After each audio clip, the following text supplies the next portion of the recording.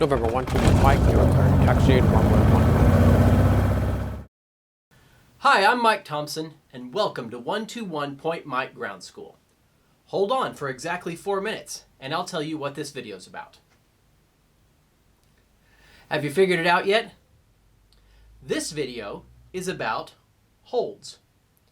This will apply much more in your instrument training, but you're going to need to know it for your VFR training as well. You're also going to need to know how to get into a hold for your test and in real life. And this is something that I believe is hit harder than it needs to be. And if you botch a hold entry, no one's likely going to call you on it once you're out on your own. A hold is simply a colossal waste of time. But that's kind of the point. It should waste exactly 4 minutes of your life and burn an additional 4 minutes worth of fuel. Now, ATC might assign you a hold because traffic is backing up and they need to stall you for 4 minutes. There could be weather up ahead that you need to wait to clear out.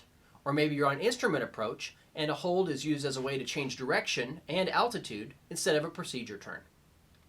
There are several reasons, of course, why you might need to hold. And in this video, I'm going to explain what they look like, how to get into them, and how to fly them. Unlike a traffic pattern, which typically goes to the left, a hold goes to the right. A hold is to the right. A standard hold is made with right turns. It looks like an oval, or if you're a CAD user, a slot.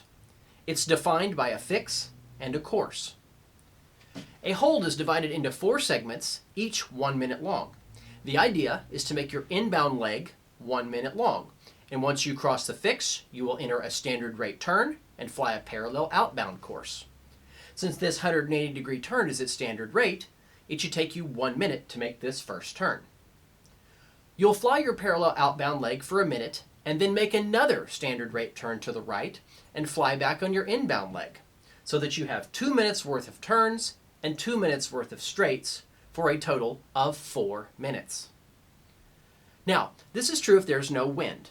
You may have to adjust your outbound leg timing in order to get your inbound leg timing to be a minute long.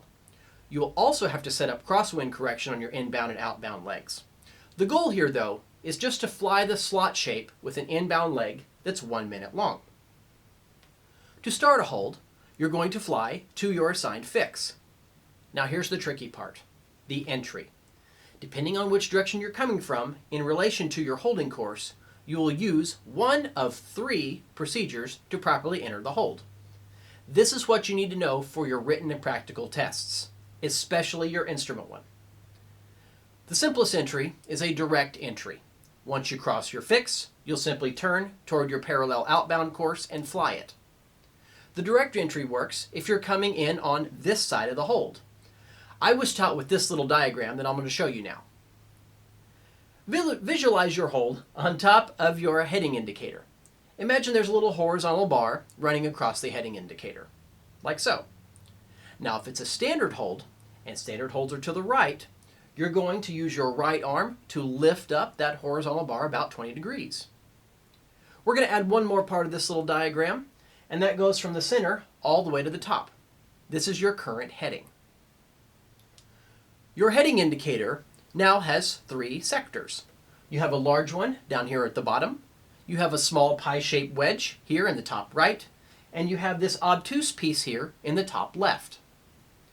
This is for a standard right turn hold. If you're going to fly a non-standard hold, you would use your left arm to raise that bar 20 degrees, and it'll look like this. You will use the entry that corresponds to which sector your outbound course lies in. It's not that hard.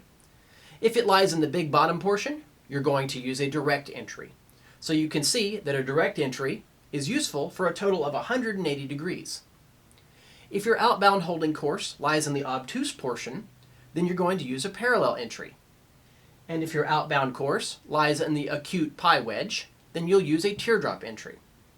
The teardrop entry actually kind of looks like this sector anyway, and so that might help you remember it.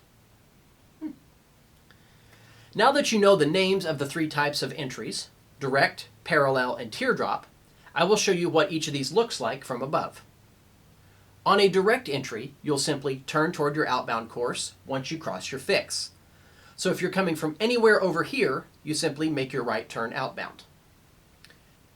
If you're coming from over here, then you're going to use a parallel entry. Once you cross your fix, you're going to simply turn to the reciprocal of your inbound course, which is your outbound course. You're going to start your 1 minute timer when you cross your fix, and then when the minute's up, you'll make a left turn back toward your fix, and it'll be about 210 degrees. This now sets you up for a direct entry, but we call it a parallel entry because, well, that's how we got to this point. Once you cross your fix, you'll make your standard right-hand turn to your outbound course, which is the reciprocal of your inbound. If you're coming from this region over here, you'll use a teardrop. We'll turn 30 degrees left of our outbound course, and we'll fly that way for a minute. Then we'll make a 210 degree right-hand turn onto our inbound course. And we should be about a minute away from our fix. When we cross our fix, we'll fly the hold. So we will use one of these three entry methods depending on where our outbound course is in relation to our current heading. Let me do a few more examples so that you can definitely get the picture. So if I tell you to hold west of the Des Moines Vortac, and you're currently inbound on the 141 radial, what would you do, long pause? Well, the first thing you do is figure out what your outbound course is. I told you to hold west, and that means that the hold will be to the west of the VOR. This means that it's on the 270 radial, and that's your outbound course. Your inbound course will be the reciprocal of that, where you were told to hold. In this case, it's a heading of 090 inbound toward the fix. Now, I'm going to superimpose my outbound course of 270 on my heading indicator, and I'm going to imagine this little inverted T here at the top, representing my current heading. It's a standard hold to the right, so I'm going to raise the right side of this 20 degrees.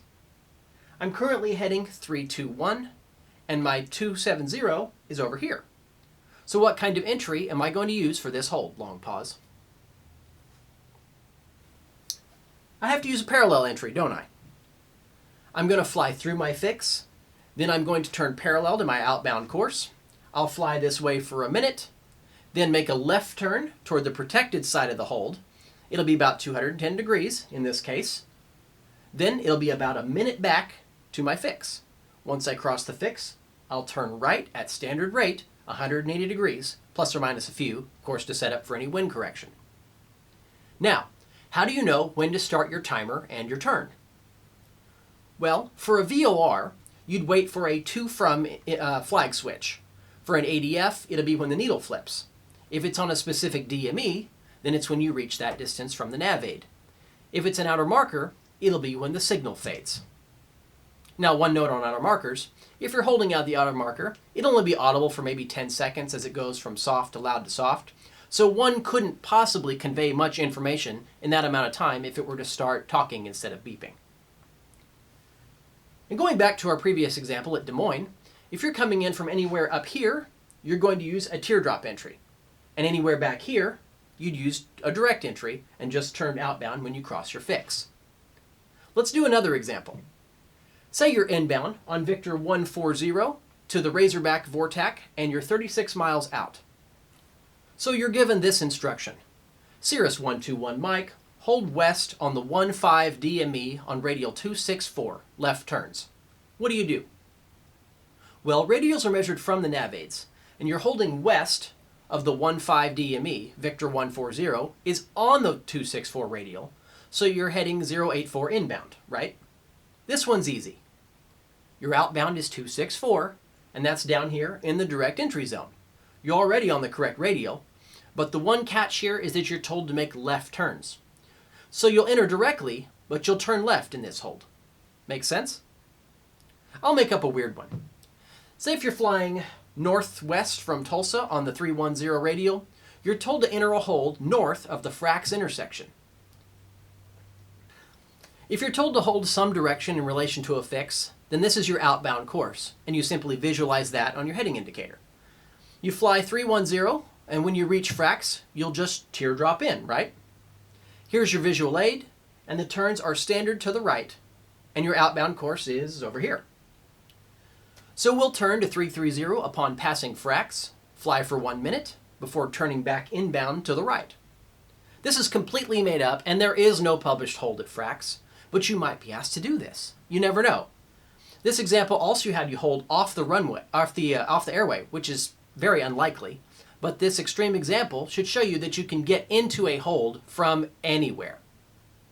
Let's do a couple more examples to make sure that this sticks. If we switch over to an IFR chart, we can see that there's a possible hold here at the Rogue Valley Vortac.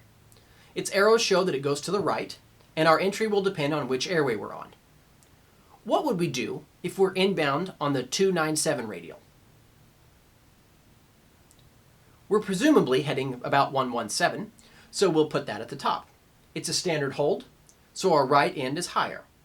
This hold is on the 157 radial, and since radials are measured from the nav aid, that's also our outbound course. In our case, the 157 is located over here, so we're going to teardrop in. What about if we're inbound on Victor 122? We're probably heading 036, so we'll put that at the top. Our outbound course is still 157, but now it's down here. And so it's in the direct entry area. When we cross the Vortac, we'll simply turn directly outbound to 157. How about if we're inbound on Victor 595? It's the last example here, so there's only one possibility left, unless I'm trying to mess with you. And I might be. What's the proper entry? Pause for a second if you need to think about it.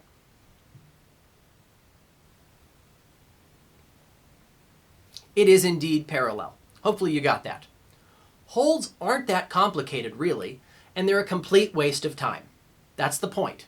At least you're building flight time, right? And we all like that, don't we? So maybe you should look forward to holds. Maybe even request one. Nah. Holds are 4 minutes long, unless they're GPS or DME holds. Then they're a specified distance, like maybe 4 miles. In a propeller plane, they typically waste more than 4 minutes. So I like to fly GPS holds as fast as possible and timed holds as slow as possible. Now, there is a speed limit in holds though. For propeller people below 6,000 feet, the speed limit is 200 knots, or 230 all the way up to 14,000. Not like we really need to worry about that, but you're probably going to see it on a test, so you got to know it. Standard holds are with right turns. Non-standard holds go left, like most traffic patterns. We'll cover holds even more in the instrument procedures videos later on, but there won't be any new information because I've covered everything here. That'll just be additional practice on the way to mastery. Wonder if I need a hold mastery video like the instrument series. Probably not.